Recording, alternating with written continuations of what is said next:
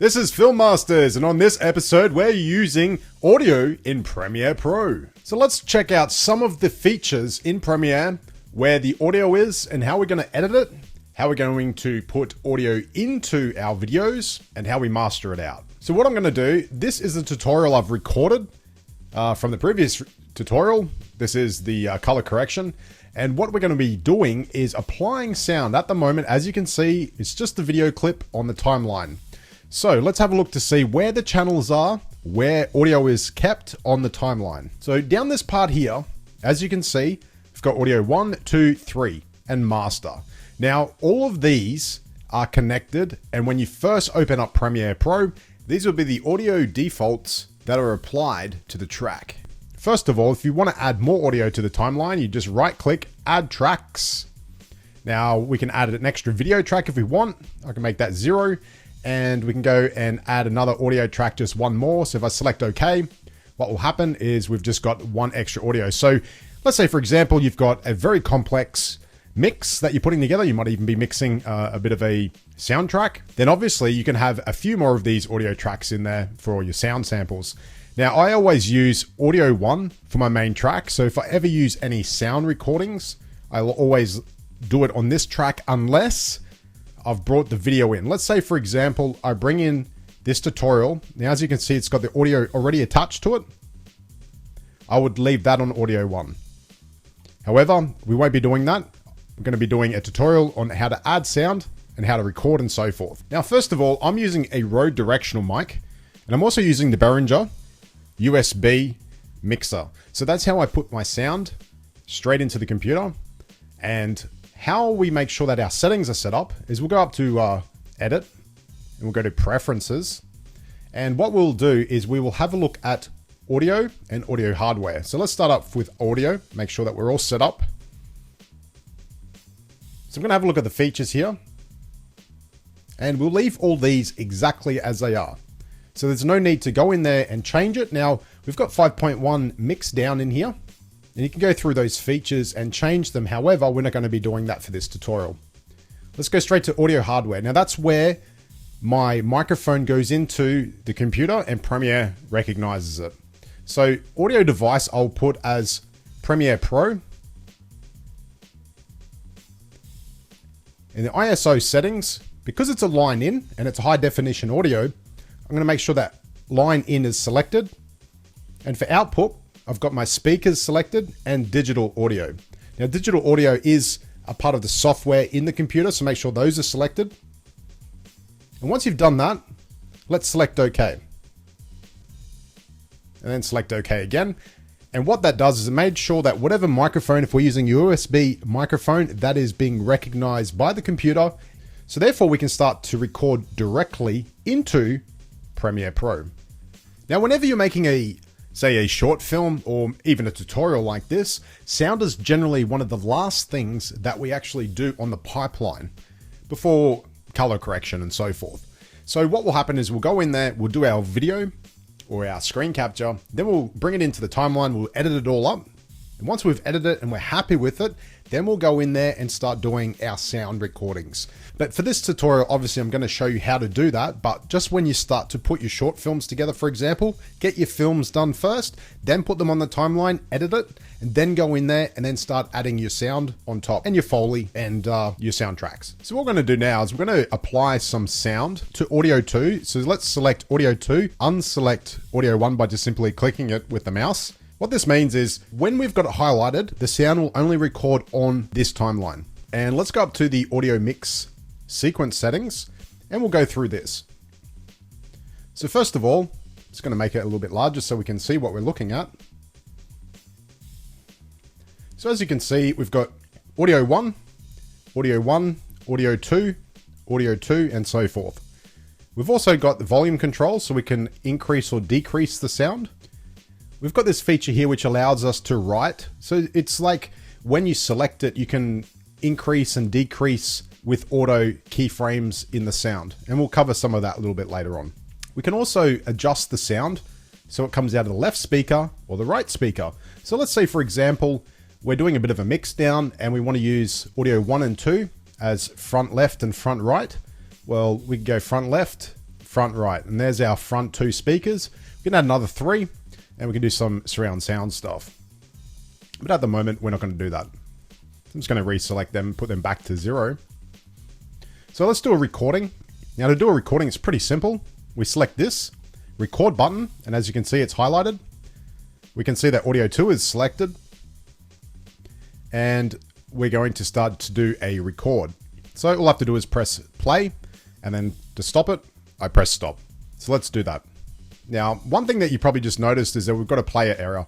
And what it's saying is you cannot record without enabling at least one track for recording. Now, that's something that a lot of new starters get stuck on. So let's select OK, and I'll show you what that means. What we have to do, because we're going to be recording on audio 2 track only, we need to make sure that we hit record. So let's select that, and now it's ready to record.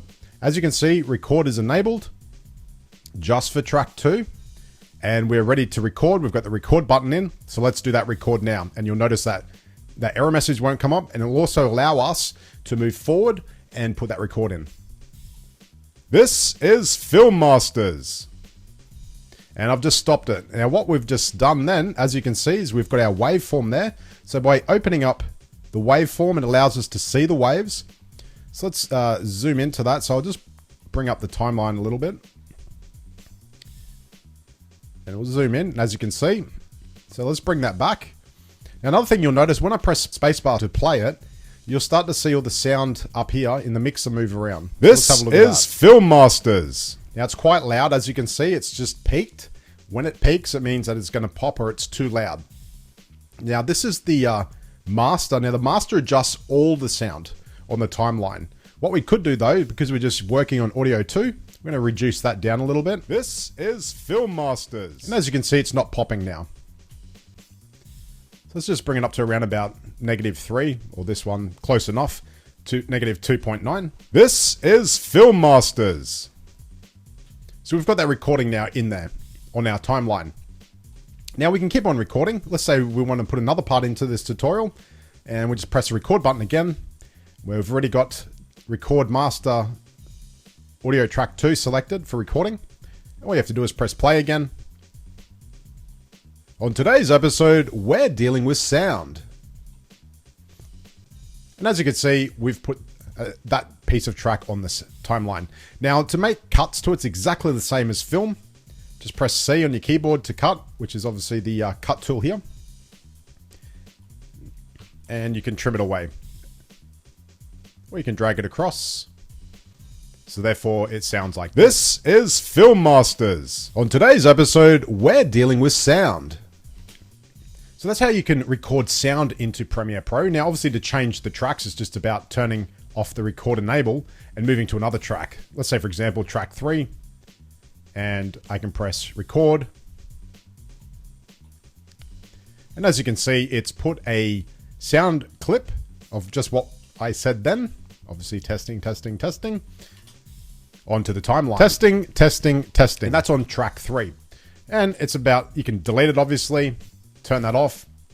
Now, another thing I can show you, obviously, is putting sound into, let's say, for example, you've got this really cool sound that you want to add. And now it's in a video. So I'm going to grab this clip here. I'm just going to press play.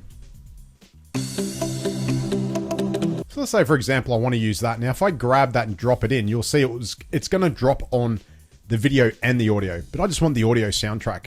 So let's just grab this little drag audio only feature. And let's say, for example, audio 4 will be our audio track. It's going to go to the audio mixer. Let's go to number 4. So I'm just going to drag this down. You can see audio 4. I'm just going to decrease it a little bit. This is Film Masters. On today's episode, we're dealing with sound. And that's how we can add a audio clip out of a video on there. Now, if you've got your own audio MP3 files or WAV files, that's fine. It's exactly the same importing these files as it is another file on your computer. Now, one thing I want you to have a look at is every time I do a sound recording, it'll also put a sound recording WAV file up into our project window. So if you delete those, just be mindful it's going to want to delete these. So let's do that. Press delete, and it's going to tell me that if I delete it, it's also going to delete it off the timeline, like so. So I'm going to put that back. So now that we've done that, let me show you a little trick. when I say I'm now editing my sound and my visuals together, so the video and the sound. So I'm going to make a cut up here, just anywhere. Now, one thing you'll notice is when I cut it, it hasn't cut the sound underneath. So what will happen is slowly, if you're moving stuff around later on when you're editing, it's going to come out of sync from what you're doing, voiceovers or sound effects and stuff like that on your timeline. So one thing you can do, let's just go backwards with them, is I'm going to select the clips that I want to join together. So I'm going to right click now. I'm going to come up to group. When you group something, it brings them together. So I can move them all together now. Now, one thing you'll notice is it still doesn't edit all the way through. So you can still go down and edit manually like so. And you'll probably notice that you'll have to then ungroup it, which I just did then. So you can go in there and select those files to delete. And then you'll have to go through and regroup them all back up together again. The other option is we're going to select all these. I'm going to ungroup it. And I'm going to nest it. So what's happening is I've nested the comp together. So this is after I've added all my sound and I'm done with, ready to go with my editing. But let's say, for example, I want to go back in there and do another edit, but I'm happy with where the sound is. Now that I have nested the comp, I can go in there and make a cut. And as you can see, the sound and the picture are both cut at the same time.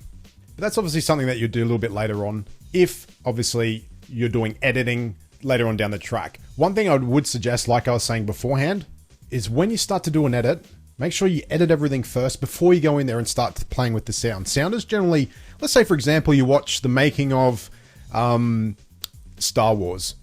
Whenever you see the making of Star Wars, they'll go in there and they'll film first, then they'll do an edit, then they'll add the visual effects, then at the end, once they've locked in the edit, then they go in there and play around with the sound. Then they do the Foley work, they do the voiceovers or ADR, and then finally they'll do the soundtrack music. So sound is always something that you do at the end when you're editing. So keep that in mind. Edit first when you're happy with it and you've locked in the edit, then move to sound. That way you don't have to keep going back and forward and making edits and trying to move sound around it and making more work for yourself. So I'm just going to come down here now and just delete that audio track that we didn't want. Well, I don't want anyway, which is just the soundtrack. And we're just going to play around with the sound here. So let's go in and let's say, for example, I want to make some adjustments to the sound wave. Sound wave, like Transformers. No, to the sound wave. So I'm going to go in here and I'm going to make some edits to it. Let's grab the pen tool. I'm going to select 4 keyframes. So 1, 2. That's the opening, I should say. I can do another 2 over here. 1, 2, if I want. Select, I'm selecting V on the keyboard, which is the select tool. And I can drag the keyframe down in the audio sample. And what that does is it will slowly increase. Or in this situation, it didn't. I can drag the file further along the timeline. This is Phil. And it allows me to play around with the sound volume on the timeline itself. So that's one way of doing it. Another way of doing it, I'm just going to remove those keyframes. Now, how I did that is just Control Z. I'm just jumping backwards. Now, the other way to do that is here. Now, like I was saying beforehand, when you're doing the read, write, and so forth in these features here, it allows us to automatically go in there and sync the sound in. For example, I'm going to select Audio 2, unselect Audio 3. So we're just playing around with Audio 2 now. And I'm just going to bring the timeline up a bit by dragging it out so I'm viewing out so I can see more of what's on the timeline. Now, Audio 2 is selected. I'm going to come up here and adjust to right. And once I've done that, I'm just going to hit record and play. Now it's telling me you cannot record without enabling at least one track for recording once again. So what we're doing is we're going to go up and we're going to select record and we've got right selected. Now let's press play. This is Film Masters. Now I can adjust the sound. We're dealing with like sound. Stop that. Going to move it back This and press is play. Film Masters. On today's episode, and as you can see, I've just made a keyframe in here. So what I'm doing is going in there without recording audio in there, because I've just gone to write. Once I've gone to write, it allows me to do keyframes automatically, or not automatically, in real time, allowing me to manually adjust the slider. So let's say, for example, I want it to pan in and have some really cool, like, slow increase in sound. Now I'll go to record. I'd make sure it's selected to write. I'd make sure that the record button's on. Then I'd press play. And then as I'm holding the button, and episode, slowly we're dealing with sound. And might slowly key it back down again. So then when I play it, today's you'll see episode, it slowly we're dealing with sound. And slowly key back out again. And this allows us to then sit there like they do when they're in the movies mixing sound, and they want to have a particular sound slowly increase, but they don't want to go in there and keyframe it manually like I did beforehand with the pen tool. So you're going in there, you put it to, like I said before, to write, which allows us to write. Once you finish, it goes to touch automatically, and that means it's locked in. If you want to change it and reset it, you've got to go back to write again and start again, and allow you to then manually increase the sound or decrease the sound. So I'm going to turn that one off. Sorry, I'm just going to turn that one back to read. Let's just delete that sound for the time being. I want to show you something else. I'm going to go back to the beginning, just delete those sound files. I'm going to bring in that soundtrack again. And before we go into some of the effects over here in the audio, transitional effects and so forth, what I want to do is show you how to pan left and right by keyframing. So let's say, for example, you've got dual monitors set up. And when I say dual monitors, I'm not talking about your monitors where you're viewing your PC or your movie. I'm actually talking about the audio monitors, so the speakers. So you got left and right. Now that's called stereo. If it's mono, it's just one speaker. Stereo is two. So let's say, for example, I want the sound of this soundtrack, instead of coming out of both my speakers, I want to start off on the left and I want to pan out to the right. So to do that, we select this audio sound on the timeline. Let's go up to effects and we'll go to panner. So we've got a balance here. Now it's already set for a keyframe. So let's bring it, I'm going to keyframe here and it'll automatically put a keyframe on the timeline. I'm going to negative to 100. And let's bring it out to, say, here. And then I'm going to pan it out to 100. So what happens when I've done that, when I press play, what will happen is you've got sound coming from the left of the speaker and comes out on your right speaker. Now that's a really cool effect when it comes to audio, because let's say, for example, you're doing a flash. You know, obviously, Lone Archer Films does a lot of flash tutorials on how to do the flash. Now, let's say, for example, the flash is running from the left to the right or the right to the left pretty quickly, and you want your audience to listen to that sound and know that he's moving from the left to the right. Now, that's one way of doing it, and that's panning the sound in your speakers so that the viewer gets a little bit extra entertainment out of what they're watching. So let's go down. I'm just going to delete that sound recording now. We don't need that. I'm going to grab one of our audio recordings that we have up here. Let's put that on the timeline. Just going to cut the clip down a little bit. Now, one of the tutorials that Lone Archer Films has done recently is removing sound noise out of a audio clip. Now, it's a great tutorial, so I suggest you go and check it out on his website. Otherwise, there's other audio features that we have. We can look at audio transitions, crossfade. Now, crossfade, for example, might be automatically cutting from one clip to another. So let's say, for example, I'm bringing in two clips, cut them down. Now, these are just audio clips, so crossfade's probably a lot better for when you're doing sound effects for, let's say, for example, a soundtrack. So you've got a, for example, let's go constant power.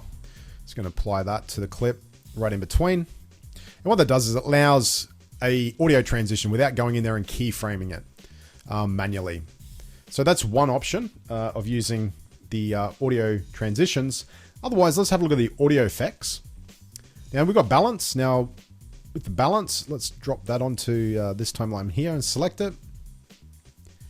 Allows us to balance the sound. Again, left and right. Otherwise, I would use a panner. but it allows us to balance the sound. So let's say, for example, you've got multiple tracks on there and you're wanting one of those tracks or one of those sound samples, just not the whole track, but the sound sample itself to come out from one side. You can then apply this effect onto that one element and adjust it negative 100. So therefore it's coming out of my left speaker, for example. Let's select that and delete it. So we don't need that anymore. You've got bass, so you can play around the bass, channel volumes, chorus. Now chorus, when you apply it, it allows us to give almost like an echo. It gives you a bit of a chorus sounding. And obviously there's some custom presets in here. Now this is a standard one. So let's put that in there. Now one thing, you can press play. This is and adjust it Film Master in real time. So that's one way of playing around the chorus. Let's say, for example, you're singing and you want to make yourself sound like you've got a little bit more of an echo in your voice. A lot of rappers do it. Chorus is one of those plugins that allows you to get that little bit of echo in your voice. Now, declicker is something that you put on there. Let's say, for example, you're recording and you've got these popping or clicking sounds and you want to try and remove them from the audio. Obviously, you apply that to the clip. Open up the custom settings and you start playing around with these settings here, playing it.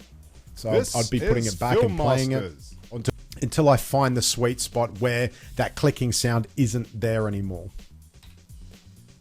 Same with decrackling, dehisser. That's a good one, especially if you've got a lisp. That's one of those. That's obviously an extreme example, but it's that little bit of a hissing sound. Let's say, for example, you've recorded something on a really dodgy cord on your microphone and you've got a little like a sound.